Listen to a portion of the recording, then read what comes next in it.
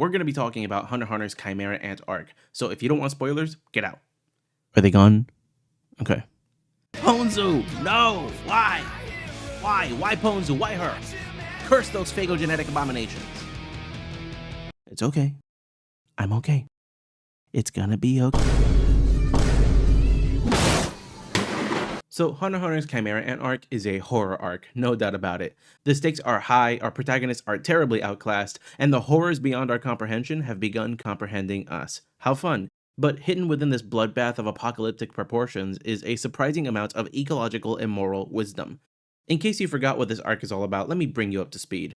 After clearing Greed Island, Gon and Killua attempt to teleport to Jing Freaks. Jing anticipated this and arranged for their teleportation to lead them to his old student, Kite. Kite's been studying a quarantined species of ants named Chimera ants, carnivorous insects who take on traits from other species when their queen ingests meat from animals. This is called phagogenesis. Eventually, the queen Chimera ant gets her hands, or pincers, on a straightforward and heroic little boy named Kurt. Tragically, she consumes him, and from his DNA, a chimera ant named Colt is born. Capable of communication as well as emotional attachment, Colt becomes a devoted follower of his mother, the queen. He, alongside other ants to be born with human DNA, begin feeding humans to the queen by the hundreds every day, all in service of her birthing a king.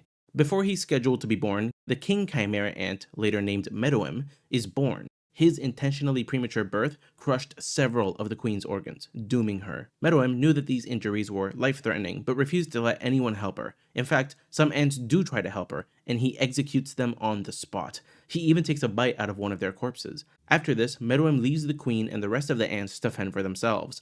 Colt immediately takes action by surrendering to the hunters in exchange for their help in saving the queen. This fails, and the entire hive collapses into a chaotic cluster of individuality and kingly aspiration.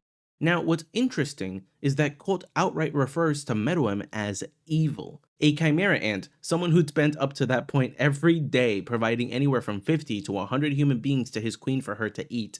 This isn't someone with a terribly well-informed moral compass, and yet, here he is labeling someone else evil. The craziest part is, he's not wrong. I'll explain why in a second, but first, a brief word from today's sponsor, me. Subscriber the dog. What do you mean I've already made this joke? Don. Anywho, Colt may not have received much of an education as far as ethics is concerned, but whatever part of him is human reflects a fundamental reality, that God's creation is ordered. With physical good, there also exists physical evil, as long as creation has not reached perfection, which will only ever come to pass in the new heaven and the new earth. But that which is a natural and ordered process, not brought about by free creatures like humans, instead existing independently of their influence, can be labeled a physical good. This includes the natural operation of ants, the hierarchy, gynocracy, the hive mind, and even the absence of cannibalism. All of it exists to glorify God. Hierarchy means that there's an established chain of command that the colony relies on. Gynocracy, or more like eusociality, ensures that the species survives by granting its highest positions in the hierarchy to those capable of surviving beyond reproduction, something that male ants can't do. Having a hive mind means that there's no need for complex communication to match the practical complexity of an ant colony, and virtually guarantees that there will be no rebellion fueled by individuality. If you were to then disrupt these divinely ordered processes by inserting ants that cannibalize their own kin, or ants that disrupt the hive mind, or ants that defy the ordinary established hierarchy, this would be a moral evil on your part. The Catechism of the Catholic Church puts it this way. Each creature possesses its own particular goodness and perfection. For each one of the works of the 6 days it is said, "And God saw that it was good."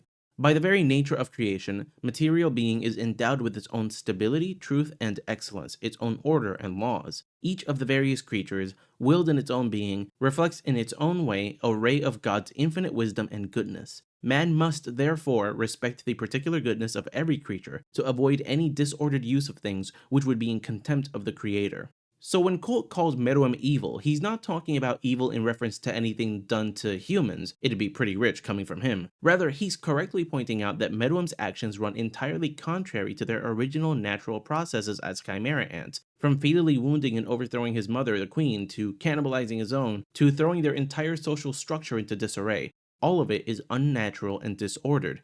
Meruem, putting aside any evils respective to his humanity, is a physical evil, whose existence and actions are in contempt of God, our creator. Of course, you might argue that chimera ants as a concept are a physical evil and that God wouldn't create such a thing. Due to their propagation via phagogenesis, their very existence runs contrary to God's design for the particularity of each creature and their own respective goodness and perfection. And you would be right. However, let's keep in mind that what Meruem is disrupting here are processes common to the ants that God generated in our world. These are, to reiterate, hierarchy, gynocracy, a hive mind, and the fact that ants of the same colony don't cannibalize each other. So for as much as we could focus on Meruem's moral evils, there's nothing there that we can't gain from analyzing any other anime villain. What makes Meruem unique is his existence as a physical evil, a disruption of the particular goodness and perfection of a given species. Chimera ants, by their very existence, are a disruptive force in the natural order that God established. Meruem is a microcosm of what happens when creation is divorced from God's design. This has been the first episode of Anime Catechetics, my breakdown of Christian doctrine through the medium of anime. Like the video, subscribe, ring the bell, you know the drill. Thanks for watching, and I hope you have a blessed rest of your day.